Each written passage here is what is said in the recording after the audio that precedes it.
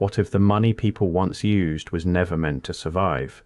Hidden in old laws is not a story of reform, but of disappearance.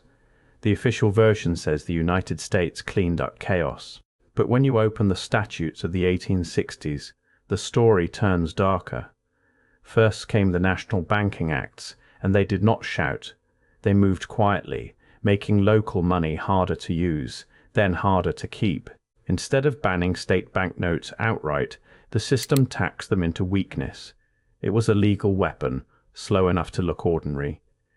Then the Coinage Act of 1873 struck at silver, not with a public warning, but buried inside technical language most people would never read. Some lawmakers later admitted they barely understood what they had approved. That is the strange power of technical wording. It can erase history in plain sight. The real break came when money stopped being tied to land, wheat, and stored goods.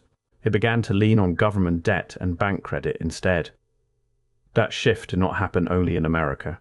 Across the industrial world, governments were moving towards central control, one system at a time. Britain moved first with its bank charter reforms, tightening who could issue notes. Local responsibility gave way to a single authority. Germany followed, Canada restructured, and Japan copied the model with striking speed. The pattern was not local. It was coordinated in spirit. That is what makes this story unsettling. Different countries, different flags, but the same direction. Centralize money. Remove local alternatives. Before those laws, American banking was spread across states and towns. Money was imperfect, but it was tied to things people actually produced. A farmer could bring in land, grain, or warehouse receipts and receive money against real value. It was local, practical, and deeply personal. That is why the official story feels incomplete. If the system was so broken, why did commerce grow, towns expand, and storage fill up? Yes, some banks overissued notes. Yes, failures happened. But those flaws do not explain the entire structure, only the cracks inside it. In places like New York, Indiana, and Louisiana, the records suggest a more resilient system than later critics admitted. Some local banks endured real shocks. Louisiana is especially revealing. Its banks were said to be supported by specie and commercial assets, and they could survive panics that shattered others. That detail matters because it destroys the idea that every local system was weak. Some were not weaker at all. They were simply decentralized. In that older world, people could question the institution that issued their money. They were not dealing with a distant machine they could never reach. Then came three shocks in close succession: 1863, 1864, and 1873. Together, they did not simply regulate money. They redirected it. Under the new system, banks could issue standard money only if they bought government bonds and deposited them with federal authorities. That meant money no longer rose from production. It rose from debt, and every note carried a link back to the state's obligations. The old banknotes were not always outlawed at once. They were taxed so heavily that survival became impossible, and disappearance became policy. When silver was removed in 1873, one of the last broad accessible monetary metals vanished. What remained was easier to control and harder to challenge. This is where the mystery begins to sharpen. A currency tied to real work was replaced by one tied to power, and almost nobody noticed in real time. The first clue was never hidden in a vault. It was buried in ordinary banking law, where money stopped being a local tool and became a controllable instrument. To understand the erase, you have to see the replacement. Local notes did not vanish overnight. They were cornered, taxed, and made expensive to exist. That pressure worked because it looked administrative, not violent. A tax code can do what a ban cannot: make a currency disappear while pretending nothing was taken. Then the system shifted again. The old logic of money backed by land, grain, or stored goods was replaced by a colder promise. Debt would now anchor circulation. That sounds technical, but the effect was physical. When money no longer represented what people produced, it began to represent who people owed. And once that happens, control becomes easier to hide. A central authority does not need to own every farm if it controls the paper that touches every farm. The documents from the period show the same logic again and again. not chaos, but consolidation and organized effort to make monetary power less local and less accountable. That is why the surviving banknotes matter so much. They are not just relics. They are evidence that money once carried the identity of a place, not just the authority of a state. Look closely and the designs tell on the system. Railroads, canals, farm scenes, regional symbols. These notes were advertising local production, not abstract national command. That visual language mattered. A note printed by a town bank was a statement of trust between people who knew each other, even if the system around them was imperfect. Once the federal framework tightened, those notes became liabilities in a new way. The question was no longer whether they worked, but whether they could survive the political shift. That shift was not equal everywhere. Some regions adapted, some resisted, and some quietly survived longer than official histories admit because their notes were still backed by real commerce. And that is the part that should trouble anyone studying the record. How can something supposedly unstable leave behind evidence of a local system stronger than the national narrative allows? The real mystery is not whether mistakes existed. It is why the strongest examples of local banking were later treated as if they had never mattered at all. Because once the old notes were delegitimized, history itself became easier to manage. If the money disappears from memory, then the structure that replaced it looks inevitable. That is why the surviving examples are so unsettling. They preserve a version of economic life in which power had not yet fully moved upstairs into centralized institutions. And that power shift mattered because it changed who could breathe. A farmer with a local note could negotiate.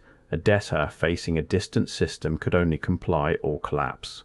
That is the hidden violence in monetary redesign. It rarely arrives with soldiers. More often, it arrives with forms, thresholds, and terms no ordinary person can rewrite. The old currency system, for all its flaws, was still readable to the people inside it. They knew where it came from, what supported it, and who stood behind it. That readability is what disappeared first. Once authority moved to the center, the average person no longer dealt with a neighbor's institution, but with an invisible machine. And when people cannot see the machine, they usually argue with each other instead of the machine. That is how monetary redesign survives its own contradictions. What survives in the archive suggests the transition was never about purity. It was about concentration, narrowing the number of hands that could create legitimate money. That concentration left a long shadow. It reached into farm debt, industrial credit, and the politics of who got rescued when markets turned violent. That is why the surviving currency is more than collectible paper. It is a record of a battle over whether value would remain local or be absorbed upward. And once you see that struggle clearly, one question remains. If local money was erased so efficiently, what else about the old system was removed before anyone could ask why? After the first wave of local money was pushed aside, the next target was even more dangerous. The public memory of what had once been legal, ordinary, and trusted. Because once a currency disappears, the next battle is always over records. If no one can see the notes, the laws, or the ledgers, then the old system can be rewritten as myth. That is why the surviving notes matter so much. They are not just collectibles. They are evidence that whole communities once issued value from within their own economic world. A note from Ohio could carry a canal lock, a local seal, or a farm scene, because the money itself was advertising the productive life behind it. It was currency with a hometown on its face. In Louisiana, some issues even mixed English and French, reflecting a trading world built on regional identity rather than distant uniformity. The design itself was telling you where the value came from. These notes were never meant to be abstract. They were tied to corn in a warehouse, timber at a dock, or grain in storage, so people could move through commerce with something tangible behind the paper. That is the part modern histories flatten out. They describe the system as messy, but they rarely admit how closely money could track actual work, storage, and local trust.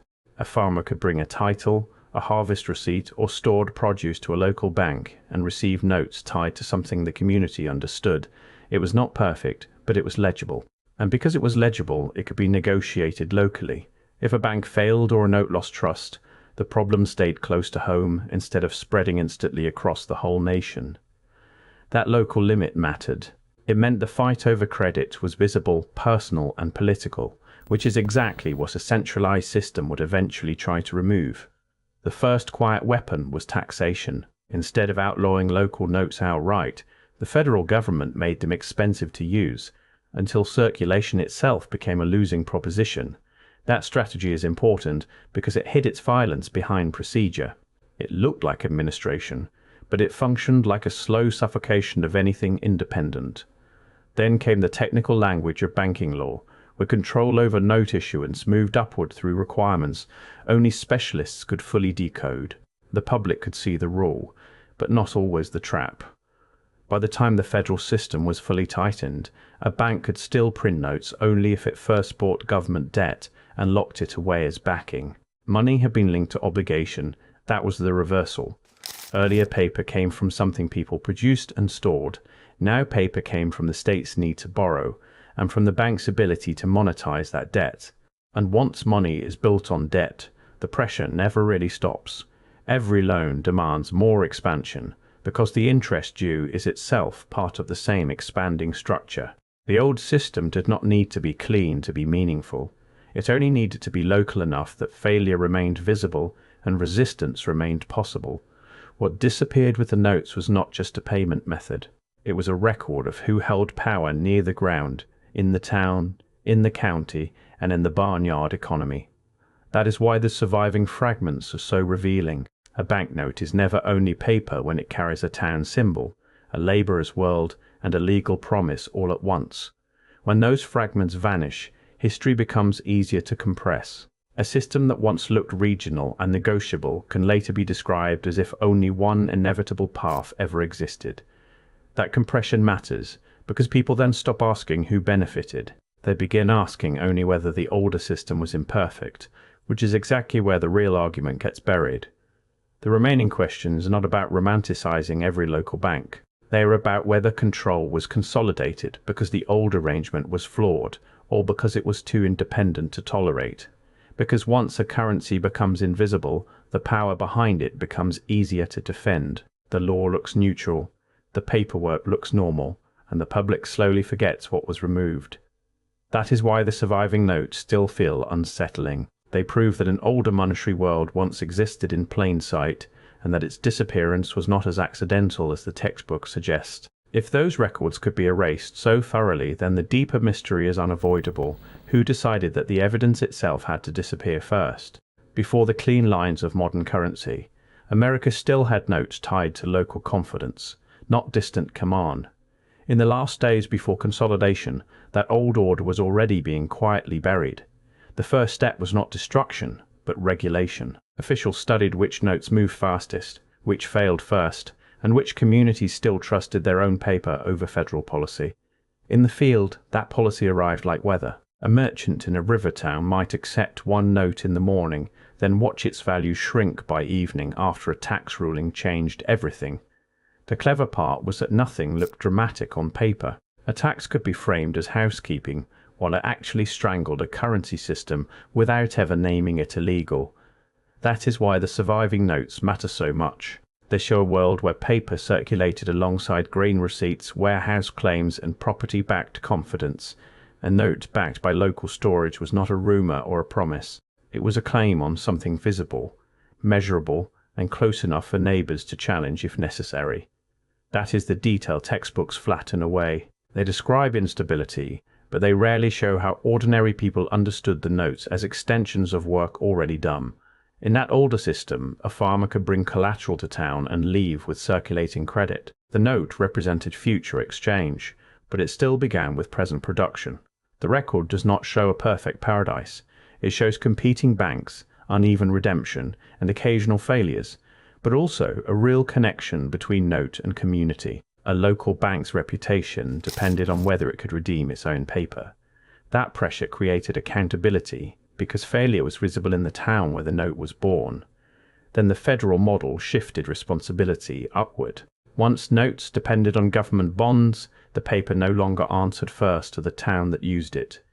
That changed the geography of power. The place where money was created moved farther away from the people who had to live with its consequences. That is why the surviving examples from Ohio, Louisiana, and Indiana are so revealing. They are not just decorative artifacts, they are evidence of a more local monetary world. Some of the notes were printed with regional symbols, local language choices, and imagery tied to specific industries. They looked like the communities had issued them. That local identity mattered because it rooted trust and familiarity. A person was not forced to believe a faceless institution. They knew who stood behind the paper. Once centralization advanced, that familiarity became a liability. The old notes had to disappear not because they were useless, but because they proved another system had once worked. The archives make that struggle feel almost physical. Bundled notes, cancelled specimens, and burned ledgers suggest a purge more than a neutral administrative update. By the late 870s, even international observers could see the pattern. Different nations used different language, but the destination was the same: more control from fewer hands. The real violence was quiet. A law did not need soldiers. If it could make old money uneconomic, then let memory itself fade under the pressure. That is why so many people missed what happened. They saw policy, but not erasure. They saw reform, but not the careful removal of an older monetary memory. The result was not just a change in bills. It was a change in memory, because once the currency loses its documents, it becomes easier to pretend it never mattered. But the surviving specimens refuse that ending. They still carry town names, issuer marks, and the ghost of a system that worked differently from the one we inherited. If you trace those fragments carefully, you can see the outline of a lost monetary landscape. It was imperfect, local and contested, yet undeniably rooted in tangible production. The hardest part to accept is that disappearance can be administrative. A culture can lose its money not in a blaze, but in forms, taxes, and rearranged authority. And once that happens, the question changes. Not whether old currency existed, but who benefited when the proof of it was scattered, silenced, and finally forgotten. By the time the old notes were taxed, the real victory had already happened. Power no longer had to ban local money outright, it only had to make it impossible to survive. That is why the disappearance of old currency matters. It was not just a technical adjustment, it was a transfer of authority, away from communities and into distant hands. In the old system, a banknote could be tied to something tangible: grain in a warehouse, land under a plough, or goods already produced. Money still had roots. Then the roots were cut.